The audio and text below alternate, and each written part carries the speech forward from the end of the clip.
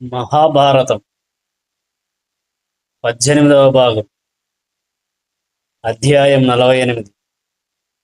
విరాట పర్వం అయిపోయిన తర్వాత పాండవులు 13 సంవత్సరాలు 12 అరణ్యవాసం, 1 ఏడు అజ్ఞాతవాసం, మొత్తం 13 సంవత్సరాలు అయిపోయిన తర్వాత ఈ వీడియో మొదలు. 18వ భాగం అధ్యాయం 48. ఆలోచనలు, సలహాలు, సంప్రదింపులు. పాండవులు 13వ సంవత్సరం అజ్ఞాతవాసం పూర్తయింది. ఇక రహస్యంగా ఉండాల్సిన పని లేదు. అందువల్ల వారు పాండవులుగా ప్రకటించుకున్నారు. విరాటుని పట్టణాన్ని విడిచిపెట్టారు. విరాట రాజ్య రాజధానిలో ఒక స్థలమైన ఉపప్లావ్యమనే చోట బహిరంగ నివాసం ఏర్పాటు చేసుకున్నారు. అక్కడి నుంచి తమ బంధువులకు, స్నేహితులకు దూతల ద్వారా కబురు పంపించి వారిని పిలవనంపారు. ద్వారకా నుంచి బలరామకృష్ణులు, అర్జునుడి భార్య సుభద్ర కుమారుడైన అభిమన్యుడు, అనేక మంది యాదవ వీరులు ఉపప్లావ్యానికి వచ్చారు. కాశీరాజు సైభ్యుడు వారి సేనలతో వచ్చారు. పాంచాల రాజు ద్రుపదుడు శిఖండిని, ద్రౌపదీ పుత్రులను, దుమ్మిని తోడుకొని వచ్చాడు. ఇంకా అనేక మంది రాజులు, పాండవులకు చెందిన వారందరూ ఉపప్లావ్యానికి చేరారు. ఇలా వచ్చిన స్నేహితులు వీరుల సమక్షంలో అభిమన్యుడికి ఉత్తర రాకుమార్తెకు వేదోక్తంగా వివాహం జరిపించారు. వివాహ మహోత్సవం పూర్తయిన తర్వాత వీరంతా విరాటుని కొలువు కూటానికి రహస్య ఆలోచన నిమిత్తం వెళ్ళారు. కృష్ణుడు, యుధిష్ఠిరుడు అనగా ధర్మరాజు విరాటుని పక్కనే ఆసీనులయ్యారు. బలరాముడు, సాత్యకి ద్రుపదుని పక్కనే ఆసీనులయ్యారు. సభలో నిశ్శబ్దం ఆవరించింది. సభా సదులంతా శ్రీకృష్ణుడి వైపు చూడనారంభించారు. మాట్లాడడానికి లేచి నిలబడ్డాడు శ్రీకృష్ణుడు. పాండవులను చూపుతూ, మీ పట్ల జరిగిన వంచన అందరికీ తెలిసిందే. జూదములో ధర్మరాజు రాజ్యాన్ని పోగొట్టుకొని అన్నదమ్ములతో, భార్య ద్రౌపదితో అరణ్యవాసానికి ఎలా వెళ్ళగొట్టబడ్డారో ఇక్కడున్న వారందరికీ తెలుసు. బహుశాంతంతో, ఎంతో ఓర్పుతో, ఎన్నో బాధలు అనుభవించి 13 ఏళ్ల పాటు ఈ పాండుపుత్రులు తమ ప్రతిజ్ఞను నిలబెట్టుకున్నారు. ఈ సభలోని వారంతా బాగా ఆలోచించి పాండవుల, కౌరవుల కీర్తి క్షేమాన్ని గుర్తిస్తూ ధర్మ మార్గంలో ఇప్పుడేమి చేయవచ్చో సూచనలివ్వండి. ధర్మరాజు న్యాయాన్ని కాదని తానేమి కోరేవాడు కాదు. ఆయన తనను మోసగించి ఘోర విపత్తులను కలిగించిన ధృతరాష్ట్రుని కుమారులను గురించి కూడా మంచే కోరేవాడు. మీరిప్పుడు సలహా ఇచ్చే క్రమంలో కౌరవులు చేసిన మోసం, నయవంచన, దుర్మార్గం, నీచత్వాన్ని, పాండవుల మర్యాద, కీర్తిప్రదమైన నడవడికను దృష్టిలో పెట్టుకోవాలి. న్యాయసమ్మతమైన, గౌరవయుక్తమైన ఒక స్థిరమైన పరిస్థితిని ఏర్పరచండి. దుర్యోధనుడి మనస్సులో ఏమున్నదో మనకు తెలియదు. దుర్యోధనుడి వద్దకు ఇక్కడున్న వారిలో ధైర్య శౌర్యాలు కలిగి శక్తిమంతుడైన ఒకరిని పంపి ధర్మరాజుకి తిరిగి తన అర్ధరాజ్యం ఇచ్చేలా, అంగీకరింపచేసేలా ఓ స్థిరమైన కార్యరూపానికి తేగలరు అన్నాడు శ్రీకృష్ణుడు. తర్వాత బలరాముడు లేచి, మీరందరూ శ్రీకృష్ణుడి మాటలు విన్నారు. ఆయన సూచించిన అభిప్రాయం యుక్తం, సమ్మతంగా ఉంది. దుర్యోధనుడికి, ధర్మరాజుకి కూడా అది సమానమైన మంచి మార్గం. కుంతీ కుమారులు తమ రాజ్యాన్ని తిరిగి స్నేహభావంతోనూ రాజీ మార్గంతోనూ తెచ్చుకుంటే వారికది ఉత్తమమైనదే. కౌరవులకు, ఇతరులకు కూడా అది మంచిగానే ఉంటుంది. అలాంటి సందర్భాల్లోనే ప్రపంచంలో శాంతి భద్రతలుంటాయి. ధర్మరాజు శాంతియుతమైన రాజీ మార్గపు సమాచారాన్ని దుర్యోధనుడికి తెలియజేయడానికి ఎవరైనా ఒకరు వెళ్ళి అతని నుంచి జవాబు తేవాల్సి ఉంటుంది. అలా వెళ్ళేవాడు ప్రతిభావంతుడు, ఔదార్యం కలవాడు, ఉభయులకు శాంతి సమకూరేటట్లు చేయగల సామర్థ్యం ఉన్నవాడై ఉండాలి. ఆ రాయబారి భీష్ముడు, ధృతరాష్ట్రుడు, ద్రోణుడు, విధుర, కృప, అశ్వత్థామ, వీలైతే కర్ణ, శకునిల సహాయం కూడా సంపాదించి కుంతి కుమారులకు న్యాయం జరిగేలా చూడాలి. అలా వెళ్ళే దూత ఎలాంటి సందర్భాల్లోనూ ఆగ్రహం చెందని మహానుభావుడై ఉండాలి. ధర్మరాజు రాబోయే కష్ట నష్టాలు పూర్తిగా తెలిసిన జూదం సందర్భంగా తన మంచి కోరే వారందరూ బ్రతిమలాడిన మొండితనంతో వాటిని లక్ష్య పెట్టకుండా తన రాజ్యాన్ని పణంగా ఒడ్డి ఓడిపోయాడు. జూదంలో ఆరితేరిన శకునితో తాను ఆడటానికి అసమర్థుడని తెలిసిన జూదం ఆడాడు కనుక ప్రస్తుతం తన రాజ్యం కోసం నిర్బంధం చేయలేడు గాని రాజ్యం ఇవ్వమని వేడుకోవచ్చు. ఇలాంటి కార్యంలో పంపే రాయబారి కయ్యానికి కాలు దువ్వేవాడై ఉండకూడదు. అక్కడ ఎన్ని కష్టాలు వచ్చినా శాంతియుత కార్యనిర్వహణే తన కర్తవ్యమన్న పట్టుదల గలవాడై ఉండాలి. ఓ రాకుమారులారా, మీరు దుర్యోధనుడితో చేసే సంప్రదింపులు బహు నేర్పరితనంతో చేయాలి. వారితో రాజీ పడాలి. వీలున్నంత వరకు మనం యుద్ధం కోరుకోకూడదు. యుద్ధం వల్ల చెడు తప్ప మరేమీ రాదు అని వివరించాడు. బలరాముడి మనస్థితి ఇలా ఉంది. ధర్మరాజు తన రాజ్యాన్నంతటినీ ఏమి చేసేవాడో జూదమాడేటప్పుడు ఆలోచించలేదు. కనుక ఇప్పుడు మళ్ళీ రాజ్యంపై హక్కు గల వాడిగా నిర్బంధం చేయజాలడు. జూద షరతులను అనుసరించి, వారి ప్రతిజ్ఞను అనుసరించి ఆ ప్రకారమే అరణ్యవాసం మొదలైంది.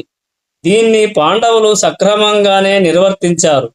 అయితే అజ్ఞాతవాసానంతరం వారికి శారీరక స్వేచ్ఛ మాత్రమే వచ్చింది గాని రాజ్యం పొందడానికి హక్కు రాలేదే.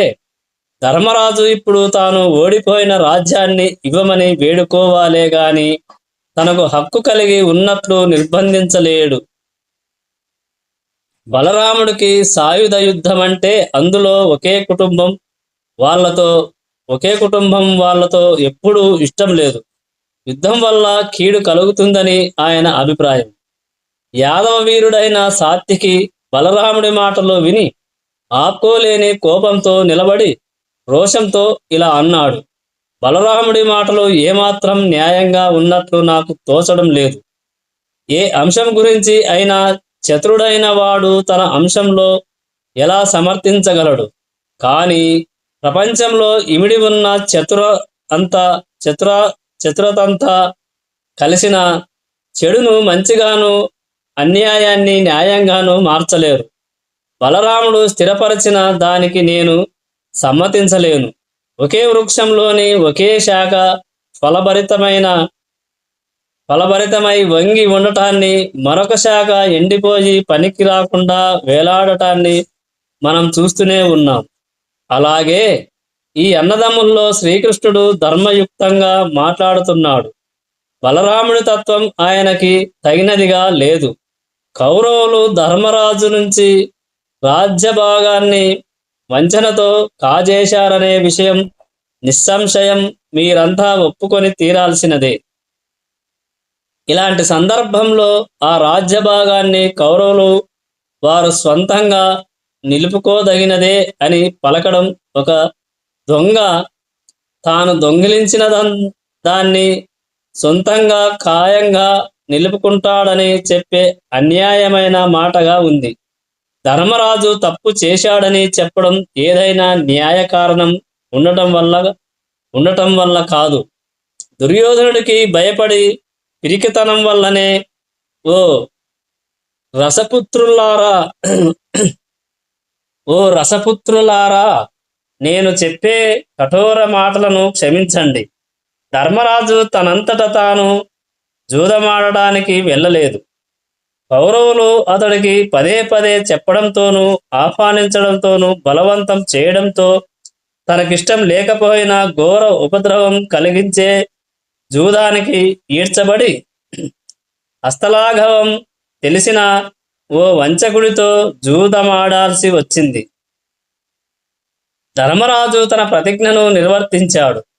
అతడు దుర్యోధనుడికి వంగి మనవి చేసుకోవాల్సిన అగత్యం లేదు. ధర్మరాజు ఒకరిని వేడుకోవాల్సిన అవసరం లేదు. అతడు తన మాటలకు కట్టుపడ్డాడు. తన తమ్ముళ్ళు కూడా వనవాసం అజ్ఞాతవాసం చేయాల్సి వచ్చింది. ఈ విధంగా పాండవులు వ్యవహరించినా దుర్యోధనాదులు సిగ్గును మర్యాదను విడిచి వారి అజ్ఞాతవాస చర్య గురించి ప్రశ్నిస్తున్నారు. తుచ్చులు క్రూరులు అయిన కౌరవులను యుద్ధంలోనే ఓడిస్తాను. అప్పుడు వారు ధర్మరాజు వద్దకు వచ్చి తమను రక్షించమని వేడుకుంటారు, లేదా చస్తారు. ఏది ఎలా అయినా న్యాయ కారణంపై చేసే యుద్ధం ఎన్నటికీ పొరపాటు కాదు. ఆయుధాలు ధరించి యుద్ధం చేసే శత్రువులను చంపడం పాపం కాదు. శత్రువు వద్ద తలదించి వేడుకోవడం అవమానం చెందడమే. దుర్యోధనుడికి యుద్ధం ఇష్టమైతే అలాగే అవుతుంది. మేము కూడా సిద్ధంగానే ఉన్నాము. ఇక ఎంత మాత్రము జాగు చేయక యుద్ధ సన్నద్ధులు కండి. యుద్ధం జరగనిదే దుర్యోధనుడు ఏమాత్రము రాజ్యభాగం ఇవ్వడు. కనుక కాలాన్ని వ్యర్థపరచడం సమంజసం కాదు అన్నాడు సాత్యకి. సాత్యకి పలికిన ఆ మాటలకు ద్రుపదుడు సంతృప్తి చెందాడు. అతడు లేచి, సాత్యకి మాటలు నాకు సమ్మతమే. మెత్తని పలుకులు దుర్యోధనుణ్ణి క్రమమార్గంలోకి తేవు. యుద్ధానికి మనం చేసే ప్రయత్నాలు సాగించాల్సిందే. ఇక్కడ మన స్నేహితులందరినీ జాగు చేయకుండా తమ సైన్యాలను తోడుకొని రావాలని హెచ్చరించండి. తక్షణం శల్య, దృష్టకేతు, జయత్సేన, కేకయులకు వర్తమానాన్ని పంపండి. ధృతరాష్ట్రుని వద్దకు తగిన వారిని దూతగా పంపవచ్చు. మత దైవిక కార్యాలను నా వద్ద నెరవేర్చుతున్న నా పవిత్ర బ్రాహ్మణుణ్ణి హస్తినాపురానికి నమ్మకంగా పంపవచ్చు. దుర్యోధనుడికి ఏమి చెప్పాలో, భీష్మ, ధృతరాష్ట్ర, ద్రోణాచార్యులకు ఎలాంటి వార్త చెప్పాలో ఈ బ్రాహ్మణులకు బాగా తెలియజేయండి అన్నాడు ద్రుపదుడు. చెప్పింది పూర్తయిన తర్వాత వాసుదేవుడు నిలిచి ఇలా అన్నాడు, మీరు చెప్పింది చేయడానికి వీలైనదిగా, క్షత్రియ ధర్మాన్ని అనుసరించేదిగా ఉంది. బలరాముడు నేను పాండవులకు ఎంతో ప్రేమాస్పదులము. మేమిక్కడికి ఉత్తర రాకుమార్తె వివాహానికి వచ్చాము. మేమిప్పుడే పట్టణానికి వెళ్తున్నాము. ఈ రాజ్యాలను ఏలే రాజులందరిలోనూ మీరు వయస్సు చేతనైతేనేమి, బుద్ధి చేతనైతేనేమి, మా అందరికీ ఆలోచనలు చెప్పడానికి మీకు అన్ని విధాల అర్హత ఉంది. ధృతరాష్ట్రుడు కూడా మీకన్నా హెచ్చు గౌరవం కలవాడే.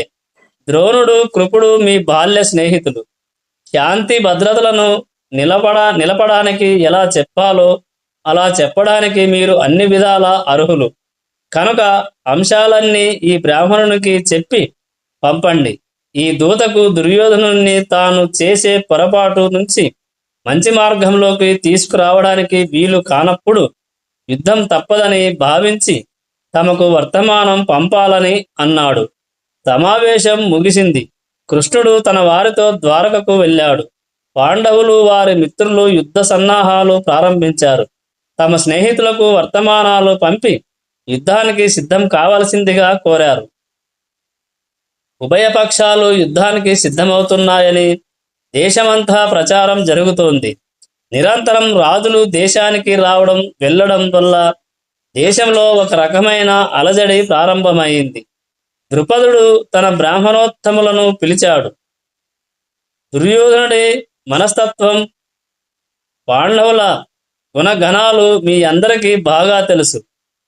పాండవుల దూతల మాదిరి మీరు అక్కడికి వెళ్ళండి. విదురుని మంచి ఉపదేశం వినక ధృతరాష్ట్రుడు అతని పరివారమైన కౌరవులు పాండవులను మోసం చేశారు. వృద్ధుడు, మనోదారుఢ్యము లేనివాడు, కుమారుడి వల్ల చెడు మార్గం పట్టినవాడు అయిన ధృతరాష్ట్రుడికి ధర్మ మార్గాన్ని, న్యాయాన్ని వివరించండి. మీ ప్రయత్నానికి విదురుడు సాయపడతాడు. మీరు వెళ్ళి చేసే ప్రయత్నం వల్ల కౌరవ పక్షంలోని భీష్మ, ద్రోణ, కృపులకు, యుద్ధం కోరే ప్రభువులకు అభిప్రాయ భేదాలు వస్తాయి. అవే గనుక వస్తే వాటిని సరిచేసి సరైన మార్గానికి వచ్చే కాలంలో పాండవులు యుద్ధ సన్నాహాలు చేసుకోవడానికి అవసరమైన సమయం లభిస్తుంది. మీరు శాంతిని కోరుతూ దుర్యోధనుడు పట్టణంలో ఉన్నంతకాలము వారి యుద్ధ ప్రయత్నాలకు ఆటంకం కలుగుతుంది. ఇలా కూడా పాండవులకు మేలు జరుగుతుంది. ఒకవేళ మీరు వెళ్ళిన కార్యం శాంతియుతంగా నెరవేరితే అది మరీ మంచిది. దుర్యోధనుడు శాంతియుత మార్గానికి వస్తాడని నేను ఊహించలేను. అయినా ఒకరిని శాంతి దూతగా పంపితే మనకే ఉపయోగపడుతుంది. శ్రీకృష్ణుని సహాయం కోసం వెళ్ళిన అర్జునుడు, దుర్యోధనుడు. అధ్యాయం 49. అర్జునుడి రథసారథ్యం. ద్రుపదుని కొలువులో ఉండే బ్రాహ్మణోత్తముణ్ణి శాంతి దూతగా హస్తినాపురానికి పంపారు. అప్పుడే పాండవులు తమకు సహాయం చేయగల స్నేహితులైన రాజులందరికీ వార్తలు పంపి సైన్యాన్ని సమాయత్తం చేసుకొని యుద్ధానికి సిద్ధంగా ఉండాలని కోరారు. ద్వారకకు అర్జునుడు స్వయంగా వెళ్ళాడు. దుర్యోధనుడు కూడా అన్ని ప్రయత్నాలు చేసుకోవడం వేగుల ద్వారా తెలుసుకున్నాడు. శ్రీకృష్ణుడు ద్వారకకు తిరిగి వచ్చాడని తెలుసుకుని దుర్యోధనుడు తన రథానికి జవాస్వాలను కట్టి త్వరగా ద్వారకకు వెళ్ళాడు. అలా అర్జునుడు, దుర్యోధనుడు ఇద్దరు ఒకే రోజున ద్వారక వెళ్ళారు. ఆ సమయంలో శ్రీకృష్ణుడు గాఢ నిద్రలో ఉన్నాడు. అర్జునుడు, దుర్యోధనుడు ఇద్దరు శ్రీకృష్ణుడికి దగ్గర బంధువులే. అందువల్ల వారు శ్రీకృష్ణుడి శయన మందిరంలోకి వెళ్ళారు. ఆ మందిరంలోకి దుర్యోధనుడు మొదటగా వెళ్ళాడు. అతడు శ్రీకృష్ణుడి తలవైపు ఉన్న రత్న ఖచిత సింహాసనంపై కూర్చున్నాడు. తర్వాత వెళ్ళిన అర్జునుడు శ్రీకృష్ణుడి పాదాల వైపు చేతులు జోడించి నిలబడ్డాడు. శ్రీకృష్ణుడు మేల్కొన్న వెంటనే అతని దృష్టి తనకు ఎదురుగా ఉన్న అర్జునుడిపై పడింది. తక్షణమే అతన్ని కౌగిలించుకున్నాడు. తరువాత దుర్యోధనుని చూశాడు. అతన్ని అలాగే చేశాడు. వారిద్దరిని ద్వారకకు వచ్చిన కారణం అడిగాడు. దుర్యోధనుడు ముందుగా మాట్లాడాడు. కౌరవ పాండవుల మధ్య శీఘ్రంగా యుద్ధం వచ్చే సూచనలు కనిపిస్తున్నాయి. యుద్ధమే వస్తే నీవు మాకు సహాయపడాలి. నేను, అర్జునుడు నీ దయకు సమాన పాత్రులమై ఉన్నాము. నీతో బంధుత్వం కూడా ఇద్దరకు సమానమే. మా ఇద్దరిలో నీకు ప్రేమాధికుడనని ఎవరిని అనలేవు. నేను అర్జునుడి కంటే ముందుగా వచ్చాను. ఎవరైతే ముందు వచ్చారో వారిని అనుగ్రహించాలని పూర్వాచారం చెబుతున్నది. జనార్దన, నీవు శ్రేష్ఠుల్లో శ్రేష్ఠుడివి, ఇతరులకు నీతి నేర్పగలవాడివి. ఇలాంటి సదాచారాన్ని నీ చర్యతో నిలబెట్టు. నేను ముందు వచ్చానన్న అంశాన్ని మరవద్దు అన్నాడు దుర్యోధనుడు. దీనికి శ్రీకృష్ణుడు ఇలా సమాధానమిచ్చాడు. ధృతరాష్ట్ర కుమారా, ఇక్కడకు నీవు ముందుగానే వచ్చి ఉండొచ్చు. కానీ నేను నిద్రలేచిన వెంటనే కుంతీపుత్రుణ్ణి చూశాను. నీవు ముందుగా వచ్చిన వాడివైతే అర్జునుడు ముందుగా దృష్టిని పడ్డాడు. కానీ ఈ అంశంలో కూడా నా యందు నీకున్న హక్కులు సమానమే. అందువల్ల ఇరుపక్కల వారికి నేను సహాయం చేయక తప్పదు. ఎవరైనా బహుమానం ఇస్తే పూర్వాచారం ప్రకారం బహుమతి అందుకున్న వారిలో చిన్నవారితోనే కార్యం ప్రారంభం కావాలి. కనుక ఎన్నుకోవడానికి ముందుగా అర్జునుడికే స్వతంత్రం ఇస్తున్నాను. నా తెగవారైన నారాయణులు, నాతో సమాన బలం గలవాళ్ళు, అజేయులయ్యేవాళ్ళు అసంఖ్యాకులున్నారు. నేను సహాయాన్ని మీ ఇద్దరికి పంచడంలో వీరంతా ఒక్క పక్క, నేను రెండో పక్క ఉంటాము. పైగా నేను ఆయుధం చేపట్టను, యుద్ధము చేయను అన్నాడు శ్రీకృష్ణుడు. శ్రీకృష్ణుడు అర్జునుడి వైపు చూస్తూ, పార్థ, బాగా ఆలోచించుకో. ఆయుధం లేని వాడిని నన్ను కోరతావా, లేక నారాయణుల ప్రతిభను కోరుతావా? ఆచారం ప్రకారం వయసులో చిన్నవాడవు అయినందువల్ల ముందుగా నువ్వే ఎన్నుకో అన్నాడు. శ్రీకృష్ణుడి నుంచి ఈ మాటలు విన్న వెంటనే వెనుక ముందు చూడక అర్జునుడు ఎంతో నమ్రతతో, నీవు అస్త్రం ధరించకపోయినా మాతో ఉంటే అదే మాకు మిక్కిలి ఆనందం అన్నాడు. ఈ మాటలకు దుర్యోధనుడు పరమానందం చెందాడు. అర్జునుడు కోరింది తెలివి మాలినది అని భావించాడు. తాను నారాయణుల సేవలను కోరాడు. శ్రీకృష్ణుడు అలాగే ఇచ్చాడు. గొప్ప సంఖ్యాగల బలమైన సైన్యాన్ని పొందాననే ఆనందం చెందాడు దుర్యోధనుడు. బలరాముడి వద్దకు వెళ్ళి కథంతా చెప్పాడు. మహాశక్తి సంపన్నుడైన బలరాముడు, దుర్యోధన, విరాటుని కుమార్తె వివాహ సమయంలో నేను అన్న మాటలన్నీ నీకు గుర్తుండే ఉంటాయి. నీ మంచి కోసమే నేను వాదించాను. ఎంతవరకు నీకు ఉపకారం జరుగుతుందో అంతవరకే చెప్పాను. కృష్ణుడితో నేను తరచూ కౌరవ పాండవులకు మాకు మధ్య సమాన బంధుత్వాన్ని తెలియజేశాను. కానీ నా మాటలను అతడు విశ్వసించినట్టు లేదు. నేను ఏమీ చేయలేని వాణ్ణునయ్యాను. శ్రీకృష్ణుడికి ఎదురుగా ఉన్న పక్షంలో నేను చేరను. నేను అర్జునుడికి సహాయము చేయలేను. కృష్ణుడికి ఎదురుగా ఉండి నీకు సహాయం చేయలేను. ఓ దుర్యోధన, నీవు ప్రఖ్యాతి చెందిన క్షత్రియుడవు. ప్రపంచంలోని రాజుల మన్ననలకు పాత్రుడవు. సరే, అలాంటప్పుడు యుద్ధమే తప్పకపోతే క్షత్రియ ధర్మాన్ని అనుసరిస్తుండు అన్నాడు. దుర్యోధనుడు హస్తినాపురం తిరిగి వస్తూ అర్జునుడు శుద్ధ మూర్ఖుడయ్యాడు. ద్వారకా సైన్యమంతా నా పక్షాన ఉంది. ఇందుకు సహాయంగా బలరాముడి ఆశీర్వాదము ఉంది. శ్రీకృష్ణుడికి సైన్యమనేదే లేదు అనుకున్నాడు అంతరంగంలో. కృష్ణార్జునులిద్దరూ ఏకాంతంలో ఉండగా కృష్ణుడు నవ్వుతూ, అసంఖ్యాకులను, మహావీరులను, అన్ని ఆయుధాలతో ఉన్న నా సైన్యాన్ని విడిచి ఆయుధమైనా ధరించని నన్నెలా తెలివి తక్కువగా కోరితివి అన్నాడు. అర్జునుడు సమాధానమిస్తూ, నీ ఆశ మాదిరిగా నా ఆశ కూడా కీర్తి కోసమే. ప్రపంచంలోని రాజులందరినీ, వారి సేనలంతటినీ నువ్వొక్కడివే ఎదుర్కోగల శక్తి బలము కలవాడివి. నేను కూడా అలాగే చేయగలనని నాకు ఉన్నది.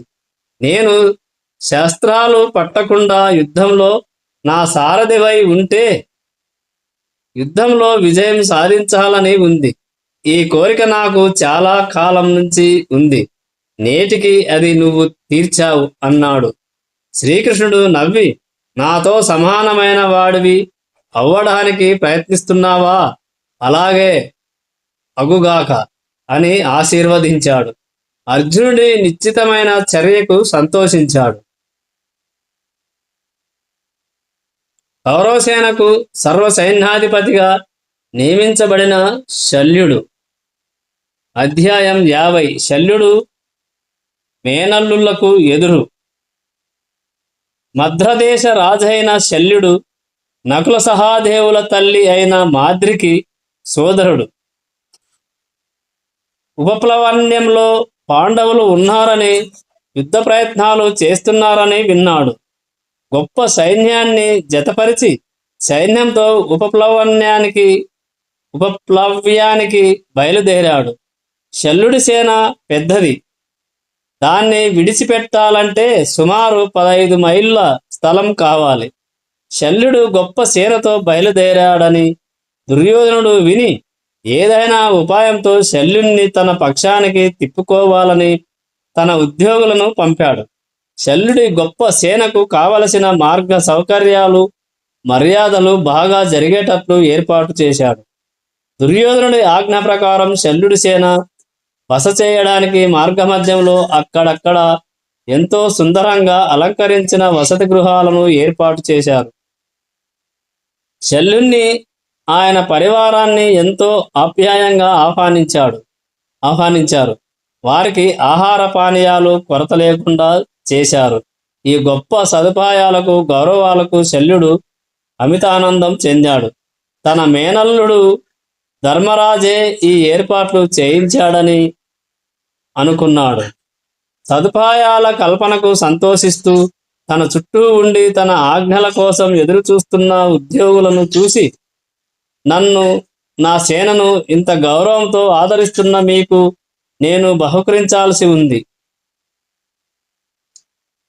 నేనిలా అన్నానని కుంతి కుమారుడికి చెప్పి తన అంగీకారం పొందండి అన్నాడు శల్యుడు. ఉద్యోగులు తమ యజమాని అయిన దుర్యోధనుడి వద్దకు వెళ్ళి శల్యుడి మాటలు చెప్పారు. దుర్యోధనుడు ఇంతకాలము తన ఉద్యోగులతో ప్రచ్ఛన్నంగా ఉన్నందున ఇదే తరుణమని భావించి శల్యుని ఎదుటపడి తన సపర్యలను, ఆదరణను స్వీకరించినందుకు తాము అదృష్టవంతులమని శల్యుడితో అన్నాడు. దీంతో శల్యుడు ఆశ్చర్యపోయాడు. ఈ మర్యాదలు ధర్మరాజు చేస్తున్నాడని ఇప్పటి వరకు భావించాడాయన. పాండవుల బంధువు, వారి పక్షానికి చెందినవాడు అయిన తన గురించి దుర్యోధనుడికి తెలిసిన గౌరవ మర్యాదలు చేసినందుకు అతడి ధీరత్వానికి, బుద్ధికి సంతోషించాడు. నీవు నిజంగా గౌరవనీయుడు, దయగలవాడివి. నేనెలా నీకు సహాయం చేయగలను అన్నాడు శల్యుడు. దీనికి దుర్యోధనుడు, నీవు, నీ సేన నా పక్షాన ఉండి యుద్ధం చేయాలి. ఇదే నేను నిన్ను కోరే బహుమానం అన్నాడు. శల్యుడు నిర్ఘాంతపోయాడు. మా ఉభయులకు నీవు సమానుడవు. నీకు పాండవులు ఎలాగో నేను అంతే. నాకు సమాన సహాయంగా రావడానికి నీవు అంగీకరించాలి అన్నాడు దుర్యోధనుడు. శల్యుడు అలాగే అంగీకరించాడు.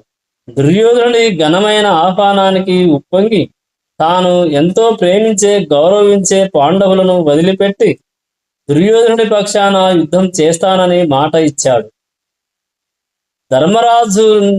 ధర్మరాజుని కలవకుండా తాను తిరిగి వెళ్ళడం వాష్యం కాదని తలచిన శల్యుడు దుర్యోధనుడితో, దుర్యోధన, నన్ను నమ్ము.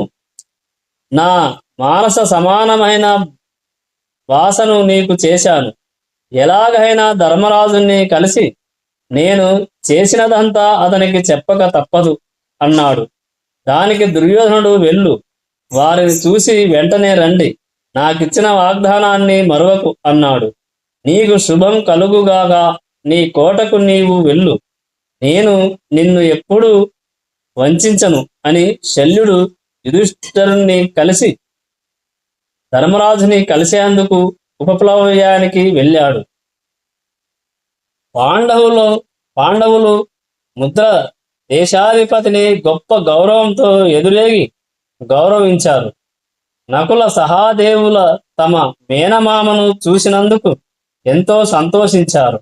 పాండవులు తాము పడిన బాధలు, కష్టాలు శల్యునికి వివరించారు. జరగబోయే యుద్ధంలో తన సహాయాన్ని పాండవులు అడుగుతారేమోనని తాను దుర్యోధనుడికి ఇచ్చిన వాగ్దానం గురించి తెలియజేశాడు. శల్యుడు నిశ్చయంగా తమ పక్షం వాడేనని పాండవులను నమ్మి తృష్ణీభావంగా ఉన్నందునే దుర్యోధనుడు తమ కంటే ముందు తన బుద్ధి